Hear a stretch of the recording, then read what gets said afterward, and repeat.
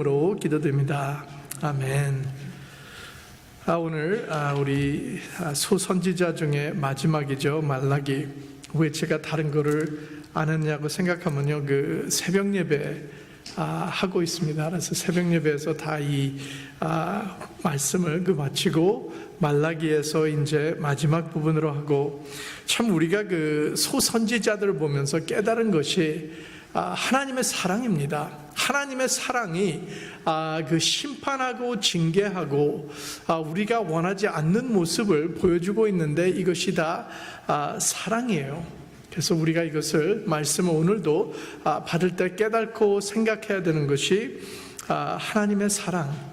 그러나 오늘 그 말라기 선지자로에서 보면 어떠한 문제가 일어나냐 하면, 그 사랑을 오해라는 것보다 실은 사랑을 이해하지 못하고 사랑을 안 했다 하는, 그 사랑을 부인하는 부분을 보겠습니다. 그래서 우리 말라기 선지자를 보면 그 이름 의미는 그 나의 사자, 아니면 영어로 할 때 my messenger 해가지고 언제 사역했냐 하면 포로 후 삶에서 돌아온 그 상황입니다. 그래서 바벨론에서 60년 포로가 끝나고 다시 이스라엘로 돌아온 그때 사역하신 선지자 중에 하나예요. 그래서 보면 느헤미야도 이때 같이 했죠. 그래서 시간이 한 예수님 전 420년입니다. 그때 사역하시고, 또한 말라기 선지자가 예수님 처음에 오시기 전에 마지막 선지자로 봐요. 그래가지고 말라기 선지자가 말씀한 후에 보면 한 400년 동안 그 하나님의 선지자가 하나도 없었어요.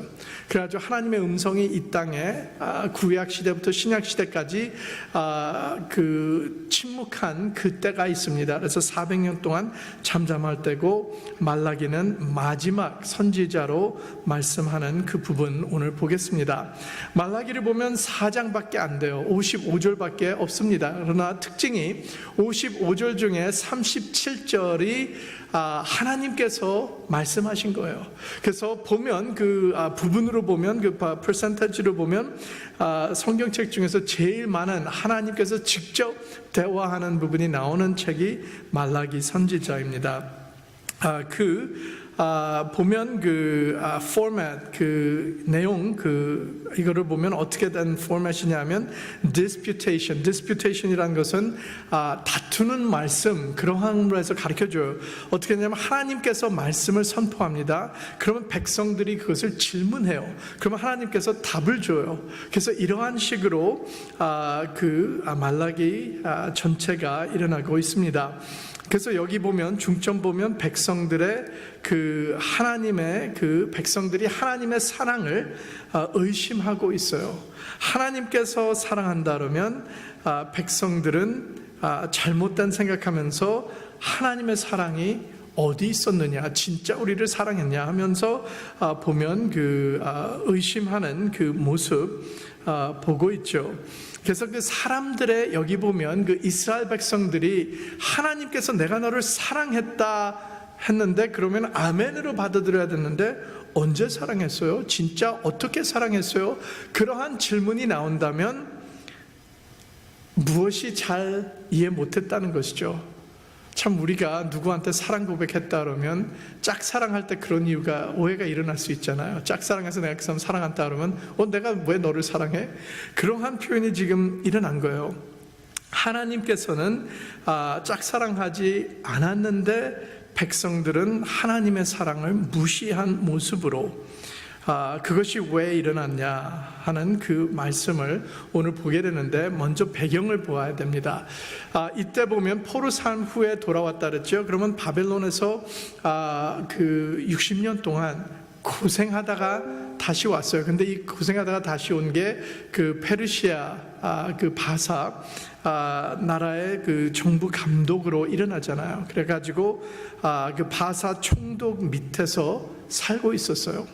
그래가지고 세금도 그러면 바사 왕에게 보내고, 모든 거 하는 것도 자기들 마음대로 하는 것은 아니지만, 그래도 어떠한 일이 있었냐면 성전 재건이 끝났어요. 한 100년 전에 성전 재건 끝나고 예배도 다시 시작하게 되고, 자기들 그 집도 세우고 사업도 운영하고 있는 그 상황인데, 이때 사람들이 생각하기는 자기들이 그래도 독립된 자유로운 나라가 아니다 하는 이러한 상황에서 하나님의 말씀이 말라기 선지자로 임해서 여호와 하나님이 내가 너를 사랑하였노라 하니까 백성들의 생각은 우리 상황을 보세요. 이 상황이 지금 어떻게 하나님이 우리를 사랑했으면 아직도 바사 왕 밑에 바사 총독 밑에서 또한 바사 나라에게 세금을 보내고 우리가 자유롭게 살지 않는 이 모습인데 하나님이 사랑한다면 우리를 더 좋게 살아야 되는 게 아니에요? 이러한 질문하는 모습입니다. 또한 그 예배를 계속 드렸는데 예배 중에서 하나님을 못 만났다는 것이죠. 못 만난 그 모습. 저는 이 모습을 볼 때 그 이스라엘 백성들의 그 시대 신앙 상태가 apathy, 그러니까 그 왜 이렇게 됐냐, 하나님께 무감동, 이러한 것이 일어난 것이 그 형식적인 예배를 드렸다는 것이죠. 안식일마다 그 율법대로 따라서 해야 되니까 이 사람들은 그냥 가서 한 거예요. 마음은 떨어져 있는 그 사랑 없는 주님 앞에 그냥 들어왔다 나갔다 하는 그 모습으로 해서 하나님께서 사랑하신다 그러면 진짜 그 예배드리면서 하나님을 만나고 하나님과 함께하는 예배자들은 그 사랑을 체험하고 사랑을 고백할 때 받아들일 수 있는데 못 받았다는 것이죠. 사랑을 이해를 못했다는 그 말씀이 나와요.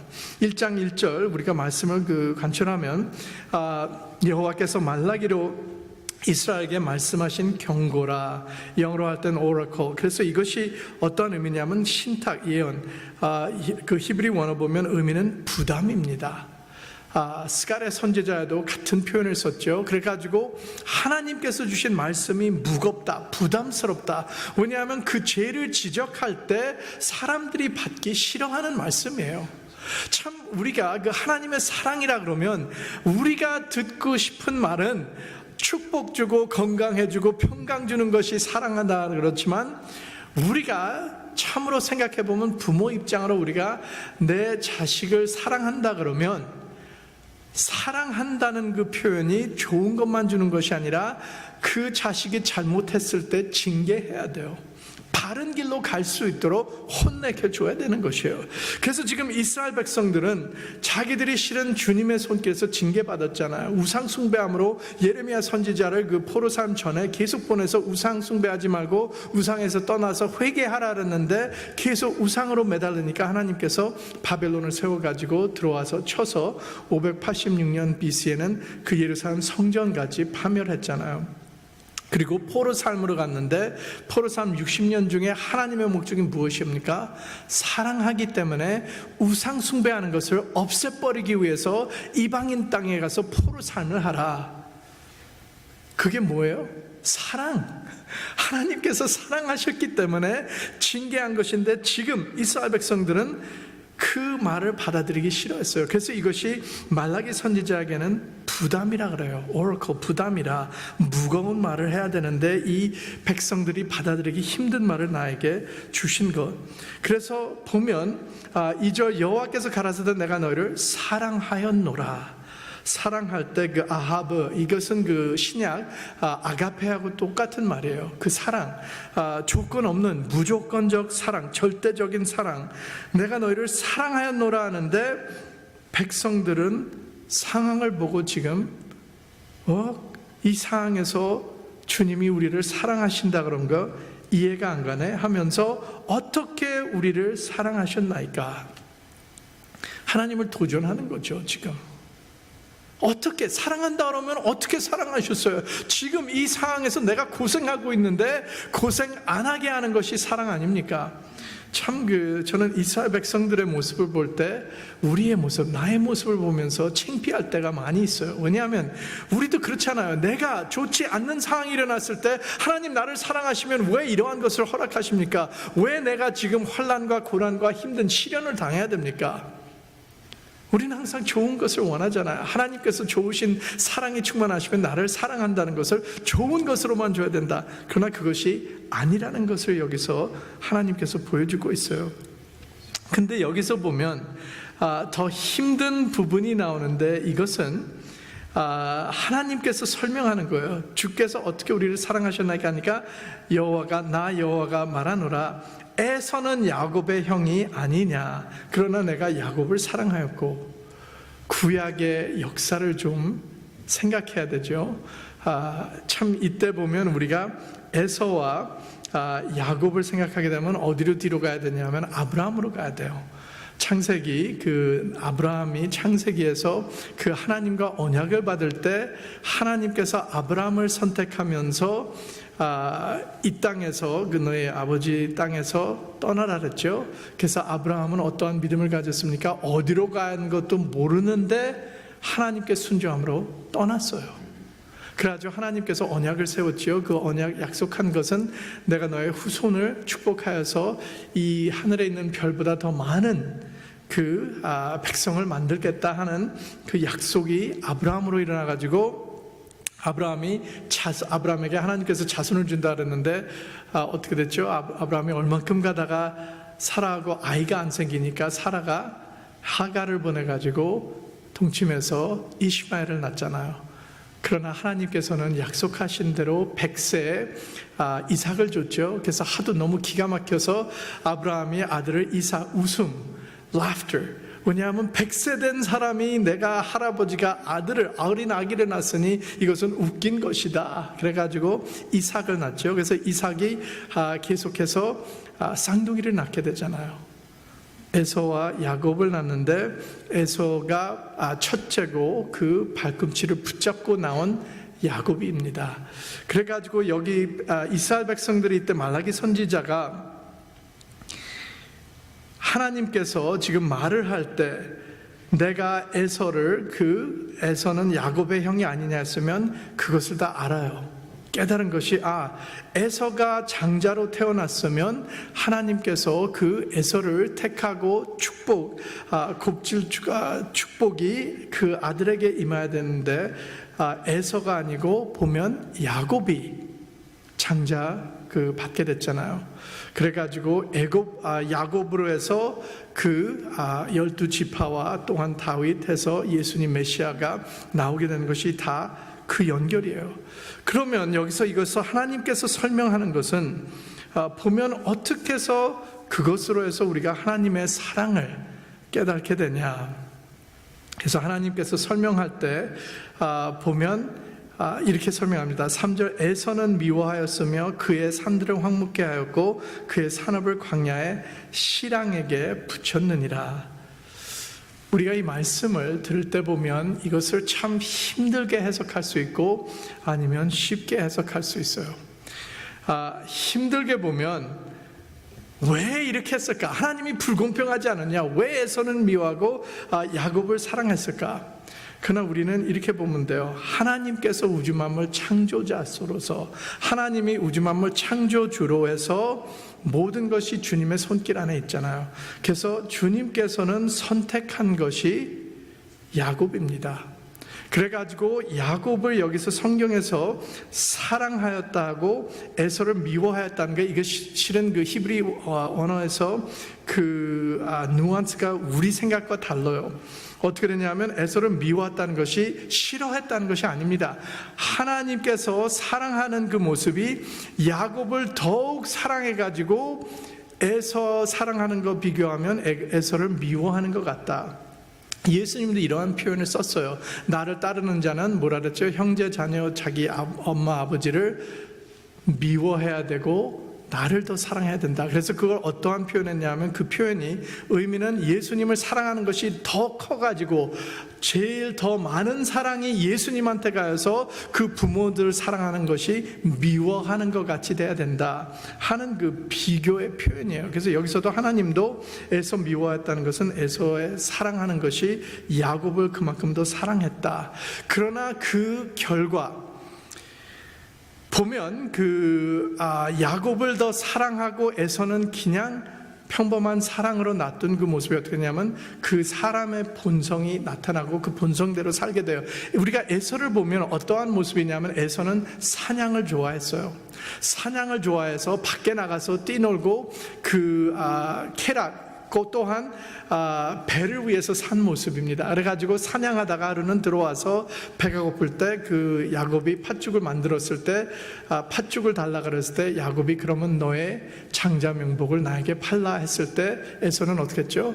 나는 그러한 복 필요 없어.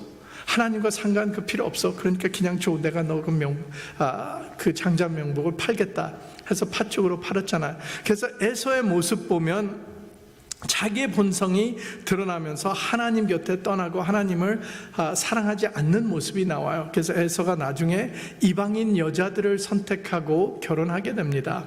그러나 야곱을 보면 집 안에서 있으면서 그 어머님 사랑에서 하나님 말씀 안에서 하나님을 사모하는 모습으로 계속 자라나는 그 상황을 보게 돼요.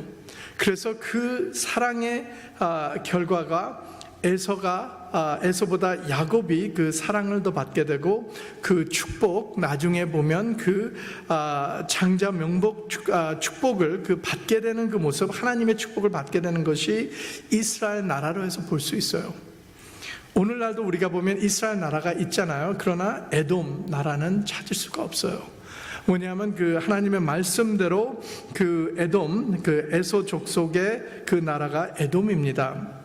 그래서 그 에돔이 보면 계속 이스라엘과 적된 모습으로 살고, 또한 하나님께서 그 닭이 그 사절 보면 자기들이 그 무너뜨림을 당하였도 황폐된 곳을 다시 쌓으리라, 교만한 모습을 계속 보여줍니다. 하나님을 의지하지 않고 우리가 이것이 무너지면 우리의 힘으로 세우겠다, 인간의 모습을 계속 에돔, 그 에서 족속은 보여줍니다. 그러나 하나님께서는 뭐라 합니까?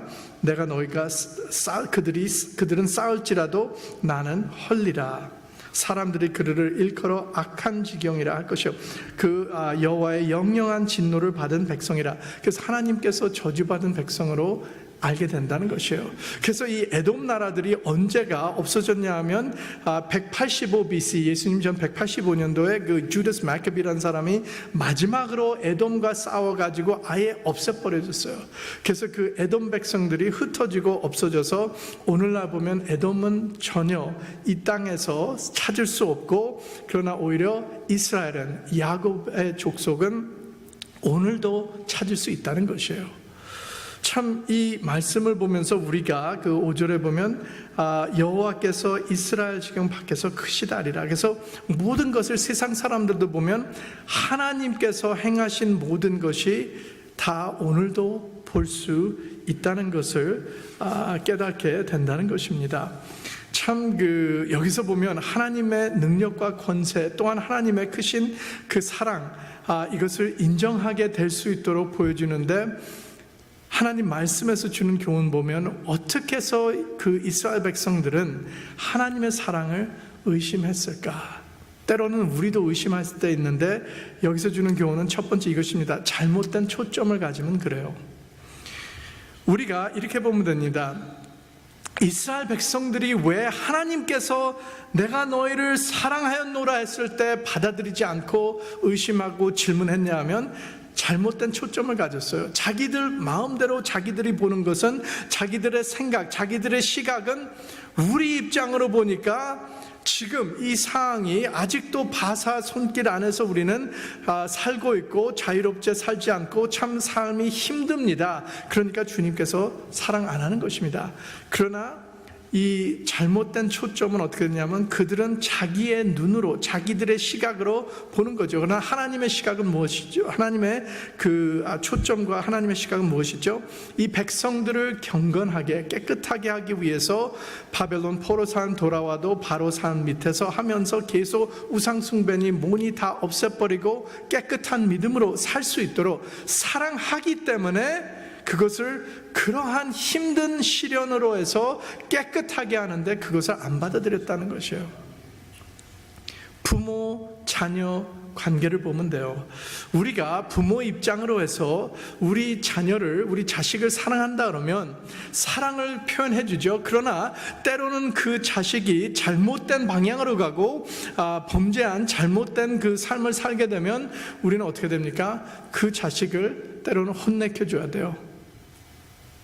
징계해야 됩니다. 바로 잡을 수 있도록. 그러면 그 자식이 그 자녀의 입장으로 부모를 볼 때 나를 때리고 나를 징계할 때 내 부모님이 나를 사랑 안 하네, 그러한 생각을 가질 거예요. 그러나 아니라는 것이죠. 그래서 여기서도 보면 잘못된 초점, 이스라엘 백성들이 가진 것을 보면 때로는 우리도 시련 중에, 환난 중에, 힘든 삶 중에서 내가 살기 힘들다 그럴 때 하나님 나를 사랑 안 합니까? 그렇게 질문할 수 있어요. 그러나 이것이 아니라는 것이에요. 하나님께서 우리에게 시련과 환난과 힘든 상황, 때로는 병, 때로는 우리에게 그 상황에서 모든 문제가 일어나게 할지라도 하나님의 목적은 사랑스러운 목적을 가졌다는 것이에요. 그래가지고 그 상황에서, 시련 중에서, 환난 중에서 깨닫고 회개하고 돌아올 수 있도록, 우리가 전 세계가 지금 코로나 바이러스로 이게 힘든 상황에 있을 때 우리는 회개하고 깨달아야 되죠. 그래서 왜 이러한 것이 일어나고 있을까 하면서 나도 주님 앞에 올바르게 내가 잘못된 그 상황이 있으면 회개하고 주님께 돌아오는 모습이 있어야 된다는 것이에요.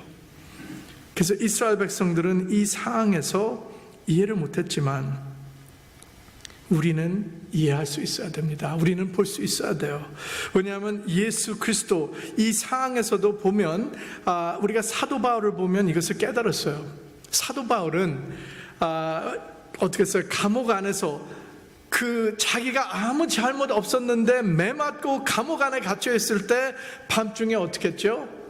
찬미와 기도를 드렸다 그랬어요. 찬양 드렸다는 것이에요. 내가 오늘 억울하게 매맞았다 하고 하나님께 불평하는 것이 아니라 나는 오늘 예수 그리스도 복음을 전하는데 나를 예수님처럼 매맞게 했으니 나는 얼마나 축복받았을까.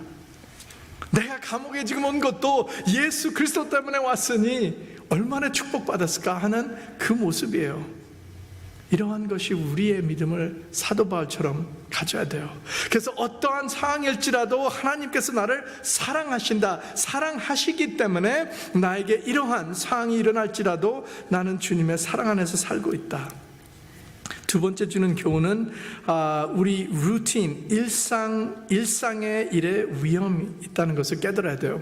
우리가 예배 드리는 것이 루틴으로 기계적 절차 아니면 항상 하는 일로 자동으로 습관적으로 그냥 드린다 그러면 잘못된 거예요.